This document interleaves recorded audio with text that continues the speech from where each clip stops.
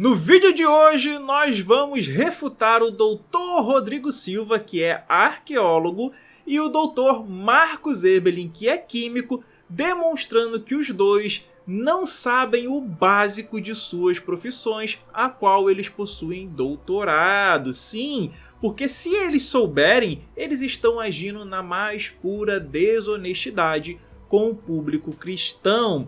Então vamos lá, galera, vamos lá, porque esses caras defendem que a Terra é jovem. Sim, para eles a Terra tem 6.000 anos de idade. Eu vou mostrar para vocês aqui na tela o porquê deles pensarem assim e defenderem para o público cristão, para o público leigo, essa ideia. Vocês estão vendo atrás de mim o Evangelho de Mateus, né? Aqui, ó, Mateus, capítulo 1, versículo 1, né? E aqui vocês podem ver que o livro ele já começa com a genealogia, ó. Geração de Jesus Cristo, né? Filho de Davi, filho de Abraão, que Abraão gerou Isaac, Isaac gerou a Jacó e etc. Então aqui a gente tem toda a genealogia de Jesus. E aí, galera, o que acontece? Com essa genealogia, eles conseguem estimar que os seres humanos e a criação do mundo na Bíblia deveria ter algo em torno de 5 a 6 mil anos de idade. Bom, e vocês podem observar que atrás de mim está aqui, ó, o Evangelho de Lucas, né? Lucas capítulo 3, que vai dizer o seguinte, que Jesus é o filho amado, né? Aqui, ó, é o filho amado, e aí ele tinha 30 anos, que ele era filho de José, que José é de Eli, aí no outro vai falar que ele era filho de Jacó. Então já começa a contradição na própria genealogia, porque a genealogia de José em Lucas é uma e de José em Mateus é outra, completamente diferente. Só que a de Lucas ele vai até Adão, tá? Aqui, ó, vai até Adão. E a de Mateus ele para em Abraão. Então eles calculam que a Terra é jovem por causa disso. Tá bom? Eu sei que é engraçado, mas calma que lá vem história. Então agora a gente vai verificar o discurso do Rodrigo Silva sobre a datação de carbono 14. Vamos lá. Perguntas aqui. Mas vamos falar um pouquinho sobre os processos ou os métodos de datação. O que dizer sobre o carbono? Bom, o carbono 14 não é uma área que eu domino também, porque lembra que eu falei, o carbono 14 não é uma área que eu domino também, porque lembra que eu falei ontem para vocês que a arqueologia ela trabalha com várias outras áreas, a gente trabalha com físico, ontem não, hoje, com físico, com biólogo.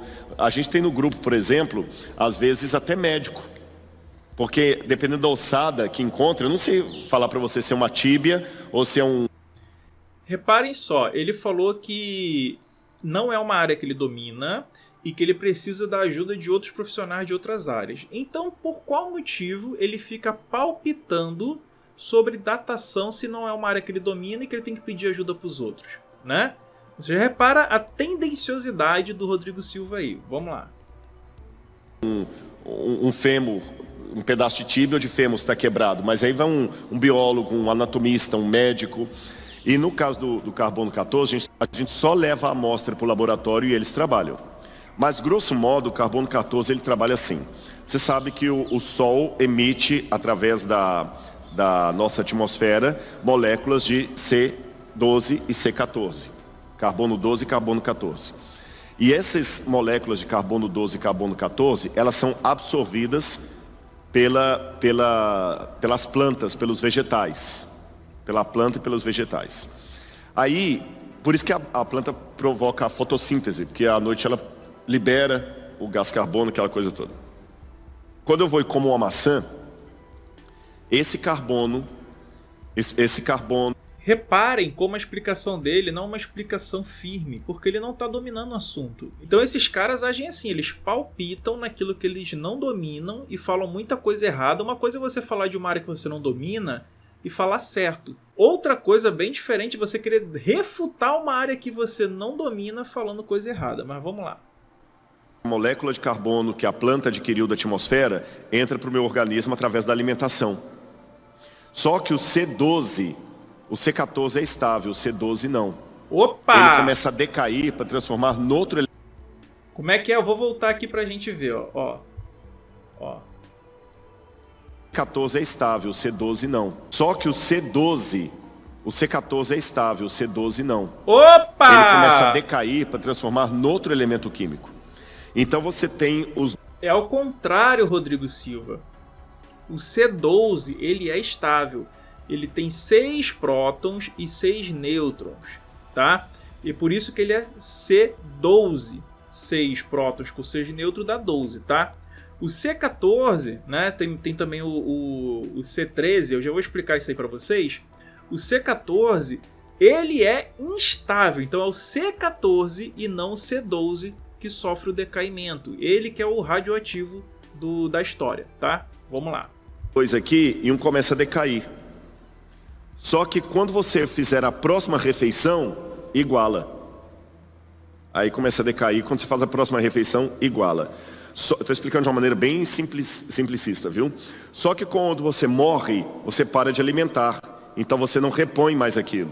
E o decaimento começa a ser crescente. Então eles mediram. Foi Liebig o primeiro que fez isso lá nos anos 40. Eles mediram o decaimento e a velocidade do decaimento. E a partir da quantidade de decaimento... Pois é, galera. Isso aí que ele falou é verdade. Foi o Willard Liebig que ele descobriu isso em 1947... E isso foi tão revolucionário que em 1960 ele ganhou o prêmio Nobel. Para vocês verem quão foda é essa técnica aí do carbono 14, tá? Mas vamos continuar aqui. Mais a velocidade, você sabe dizer há quanto tempo aquela pessoa morreu. Quanto maior for o decaimento, maior é mais tempo tem que ela morreu. Agora a meia-vida deles é 5.730 anos. Porque mais do que isso, não sobra moléculas de C12 e 14 para fazer a análise. Então, carbono 14 nunca vai dar milhões de anos. Tá bom? Nunca vai dar milhões de anos para carbono 14 é impossível. 5.730 é a meia-vida. É o máximo. Então, o que acontece? Ele acha que existe uma meia-vida só.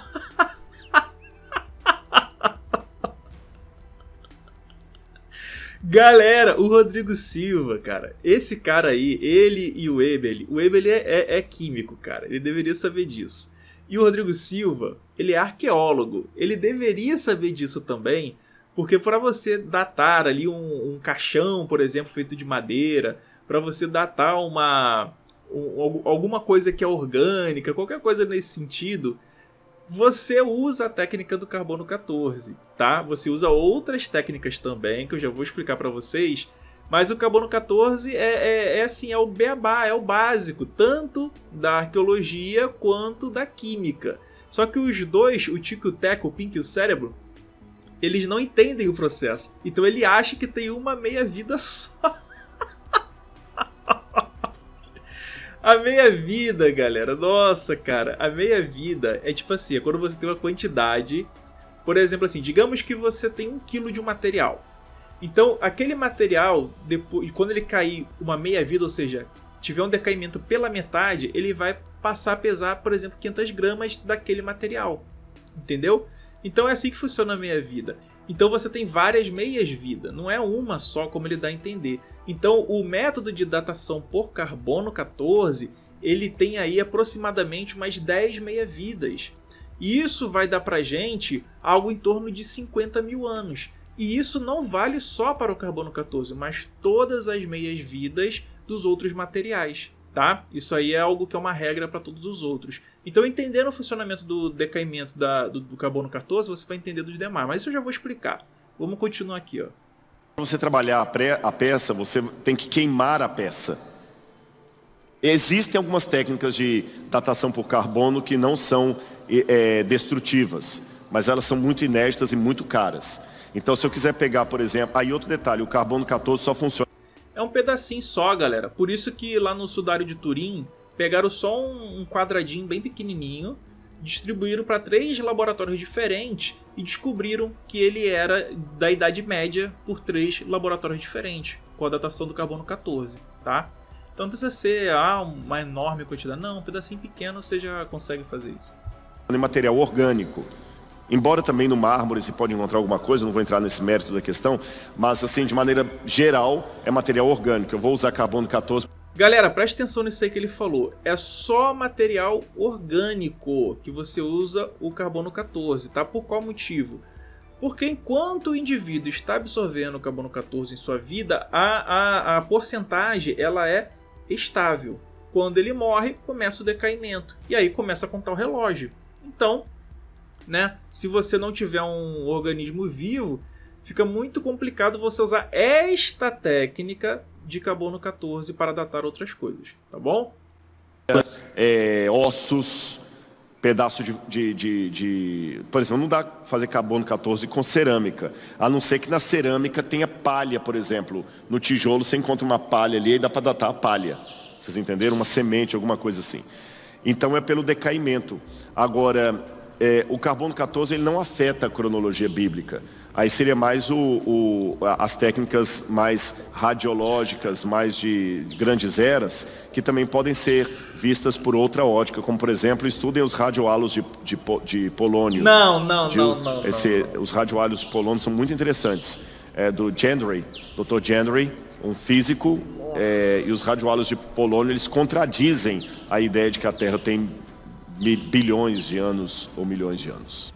Galera, vocês repararam que ele citou um adventista aí, né, como fonte desses tais halos de polônio. Primeiro que isso aí é uma fraude, tá, galera? O cara pegava umas pedras que não tinha nada a ver e falava que tinha encontrado ali halo de polônio.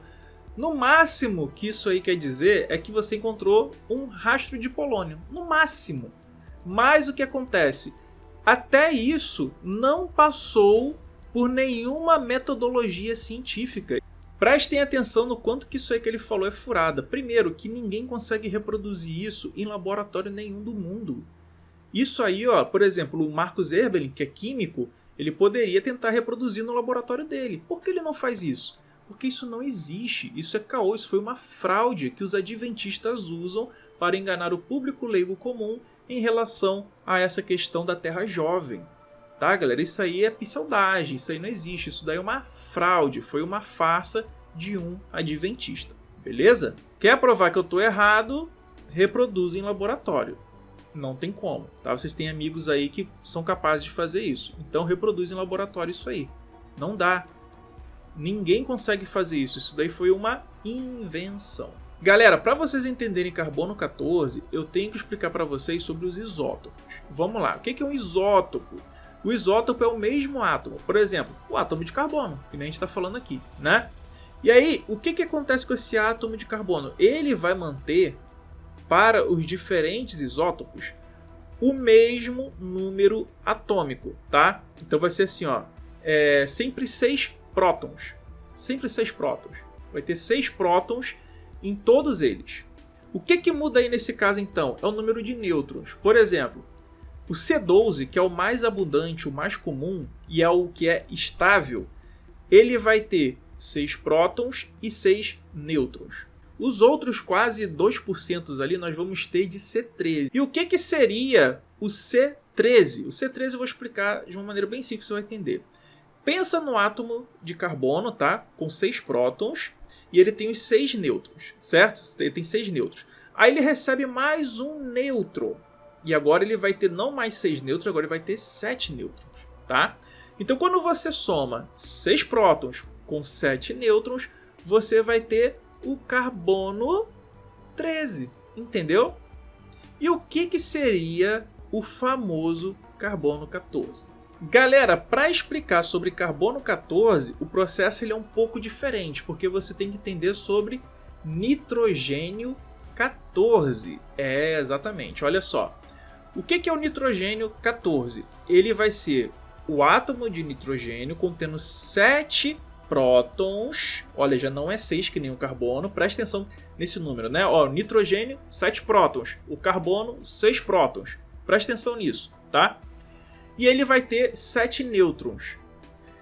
Quando esse material, esse nitrogênio que está na atmosfera, recebe a radiação cósmica, né? Ou seja, vem ali os raios cósmicos, pode ser ali prótons, nêutrons, elétrons carregadíssimos de energia, né? Porque eles estão cruzando o universo em alta velocidade. Ele entra na atmosfera e colide com o nitrogênio 14, um nêutron, né? O nêutron entra com alta energia na atmosfera e puff, colidiu ali com o nitrogênio 14. O que vai acontecer?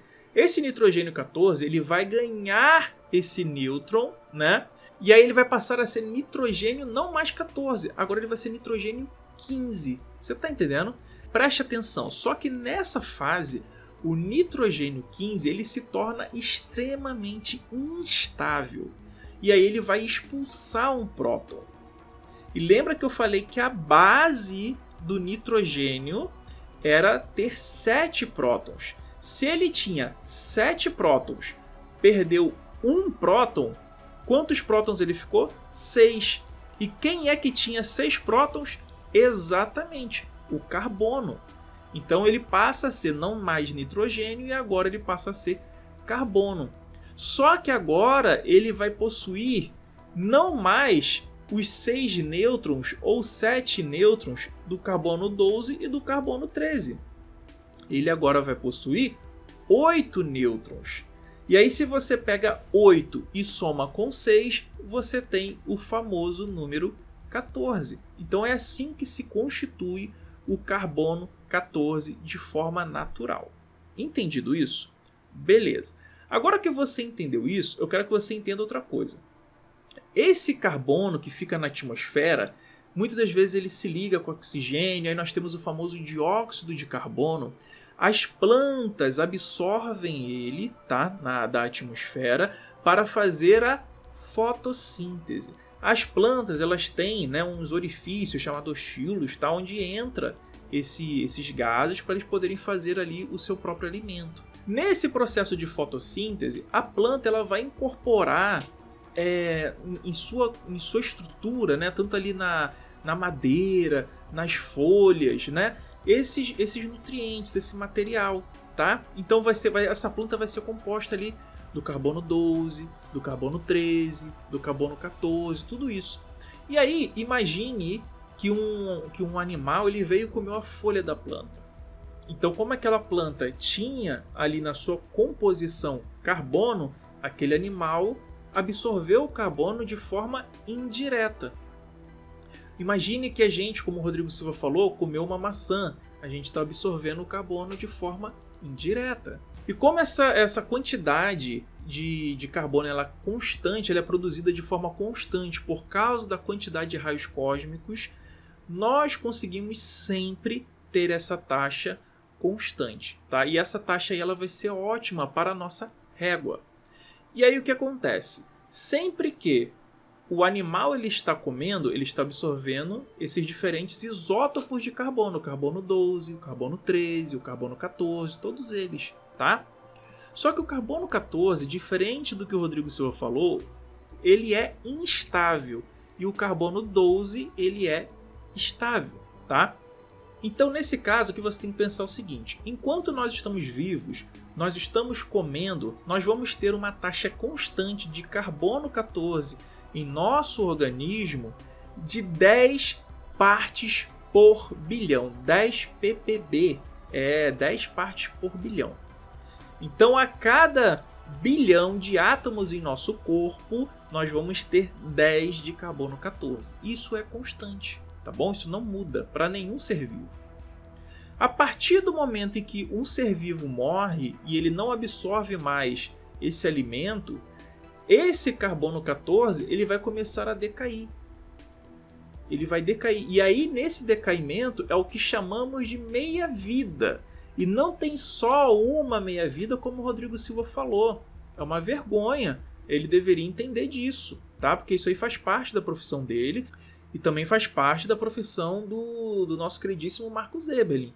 Se eles explicarem isso de uma forma diferente, eles têm que rasgar o diplominha, tá bom? E como que a gente faz a datação a partir desse conceito? Bom, não tem dificuldade para entender, é muito simples. Se 10 partes por bilhão é quando o animal está vivo, é quando aquele ser está vivo, aquela árvore, aquela planta está vivo, isso, quando ele cai para a metade, é o que nós chamamos de meia-vida. Entendeu? Então, se ele tinha 10 partes por bilhão, ele decaiu para 5, ele passou uma meia-vida. E essa taxa é constante. Nós conseguimos calcular o valor em tempo de quanto isso representa. E o valor de uma meia-vida, lembre-se, tem várias meias-vidas. Uma meia-vida do carbono 14 é de 5.730 anos. Então, olha como é que o Rodrigo Silva não entende e não sabe do que ele está falando. Quando nós temos, por exemplo, a segunda meia-vida, vamos botar lá, lembra que eu falei, 10 partes por bilhão, aí tem 5 partes por bilhão, e agora nós encontramos um organismo que ele tem 2,5 partes por bilhão, beleza? Para fim de exemplo. Então esse organismo agora ele vai ser datado não mais de 5.730 anos. Agora ele vai ter 11.460 anos de idade. Você entende? E essa meia-vida, para a maioria dos elementos químicos, ou se não todos, é válida para mais ou menos 10 decaimentos. Só que existem meias-vidas diferentes. Nem todas as meias-vidas são iguais, por causa dos elementos químicos, o número de próton, o número de nêutron. Então assim, o carbono 14 ele é seguro em termos de amostra, você vai ter amostras suficientes, parte por bilhão suficiente para você fazer uma datação segura até 10 meias-vidas.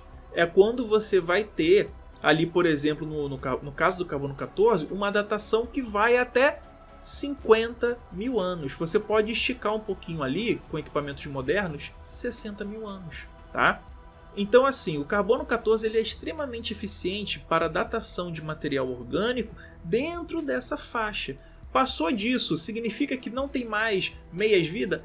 Tem, só que as partes por bilhão já são tão insuficientes que você não consegue ter uma precisão na sua medição, tá? Mas aí, galera, muita calma nessa hora, pois o carbono 14 ele é um dos materiais para fazer datação. Você tem, por exemplo, o potássio 40. Esse potássio 40, para você ter ideia, ele tem uma meia-vida de 1,25 bilhões de anos, galera. Rapaz, é muita coisa. Então, com esse mesmo processo do carbono 14 aplicado ao potássio 40, você consegue datar mais longe e calibrar, inclusive, com outras técnicas, tá bom? Aí você vai perguntar assim, mas aí não dá a idade da Terra que os cientistas dizem, mas aí nós temos outros materiais, como por exemplo o urânio 238. A meia-vida do urânio 238 é shocking, 4,5 bilhões de anos aproximadamente, tá, galera? Então é muita coisa. Existem materiais que vão além disso. Um material que você pode usar para datar distâncias de tempo muito longa é, por exemplo, também o rubídio, tá? Então você vai ter vários elementos químicos que você usa para fazer datação. Outra coisa, o Rodrigo Silva ele é arqueólogo, ele sabe que não existe só esse método de datação, existe também, por exemplo, a estratigrafia, a bioluminescência estimulada, existe o paleomagnetismo, existem várias outras metodologias que são utilizadas para se fazer aferimento de datação, como por exemplo também a dendrocrinologia. Cara, vai ter tanta metodologia de datação diferente que você falar que as datações que os cientistas, que a maioria são cristãos, tá? defendem e usam em suas técnicas, inclusive na profissão do Marcos Erbelin e também na profissão do Rodrigo Silva, estão erradas, é a mesma coisa que você pegar o seu diploma dessas áreas e limpar a bunda com eles. Você está negando a sua própria profissão. Porque a arqueologia, galera, é o estudo do passado, tá? Então como é que você vai estudar o passado se você não tiver a ferramenta da datação? Então o cara está sendo negacionista da própria profissão. E isso não pode, né? E nós sabemos que existem múmias, tá, galera? Existem múmias aí, pessoas congeladas, animais congelados, a qual eles possuem, né, carbono 14, e nós vamos datar eles aí de 24 mil anos, 10 mil anos. São tempos que afetam essa cronologia bíblica de 6 mil anos, né? Ou vamos dar uma colher de chá, vamos botar aí uns 10, 12 mil anos, vamos dar o dobro, né? Vamos botar aí 12 mil anos. Afetam essa cronologia, acaba com essa história e elimina a Terra Jovem. E agora, galera, nós temos um outro problema, que é quando falamos de datação de fóssil. O fóssil ele já não é material orgânico. Então, nada que se utilize de matéria orgânica como o carbono 14 pode ser usado para datar fósseis, tá? Então, o que que você faz? Você utiliza rochas ígneas, tá? Locais, para você datar a rocha onde foi encontrado aquele fóssil. E não o fóssil em si, porque o fóssil ele não tem como ser datado dessa forma, tá? Então você usa outras metodologias para datar a rocha e aí você descobre a idade daquele elemento, daquela rocha. Olha, os dinossauros desse outro período viveram por volta de 200 milhões de anos atrás, entendeu? Lembrando que de um período para o outro existe uma grande diferença de fauna e flora, tá bom? Agora eu quero passar para você uma curiosidade, né? Muita gente vai querer deixar como se fosse muito difícil o choque que existe na atmosfera a todo momento, a toda hora, entre o nitrogênio 14, né, que vira nitrogênio 15 e depois carbono 14. Mas isso não é difícil não, tá, galera? Por exemplo, estima-se que a cada hora nós recebamos cerca de 500 mil desses raios cósmicos em nossos corpos, tá, galera? Então não é uma coisa rara, a todo momento acontece. Existem mutações que são causadas por esses raios cósmicos. Então isso é muito importante você ter em mente. Por isso também que o local onde você faz certos experimentos tem que ser um local no subsolo, para você ter uma baixa incidência desses raios cósmicos que podem causar ali um ruído, alguma coisa nesses aparelhos. E é por isso que a condição também de preservação dos animais tem que ser especial, devido ao clima, devido a raios cósmicos, devido a tudo isso, tá bom? Então, galera, ficou aí essa explicação. Esse é o ciclo do carbono, tá? Por isso que o carbono 14 ele é tão interessante para a datação. E ele, galera, é uma das coisas mais bem documentadas na ciência.